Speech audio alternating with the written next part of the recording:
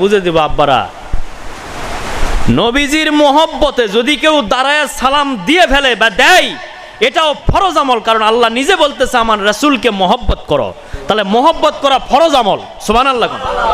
খালি নামাজ পড়া ফরজ আমল নয়, খালি নামাজ পড়লি ওটাই খালি ফরজ আমল, ওটাই খালি পড়বো আর এগুলা করবো না, এগুলা তোমার ইমানদারের কথা নয়, ওটাও ফরজ আমল। দরুদ শরীফ পড়ছি, আল্লাহর একবারে হাই পাওয়ার অর্ডার, আমি নিজে পড়ি তোমরাও পড়ো, অর্ডার। তাহলে দরুদ শরীফ পড়াও ফরজ আমল, খালি ফরজ আমল নয়, অনেক উত্তম ফরজ আমল। সুবহানাল্লাহ। এগুলা নাই, এগুলা খালি বেদাত আর হারাম, ফতুয়া দিয়ে ঘুরে বেড়াচ্ছে মৌলবীরা। আর এই মৌলবীরা আবার রাষ্ট্রীয় ক্ষমতার যাওয়ার জন্য টেনা ধরা আছে, সিরিয়ালত নাম তুলে ইঙ্গে টেনা ধরা আছে, এই সমস্ত মৌলবীরাই। তোমাদের স্বপন কোনোদিনও বাস্তবায়ন হবে না, মনে রাখবেন। আমরা অলির দরবার থেকে বলতেছি, এই সমস্ত মৌলবীদের স্বপন কোনোদিনও বাস্তবায়ন হবে না এই বাংলাদেশে।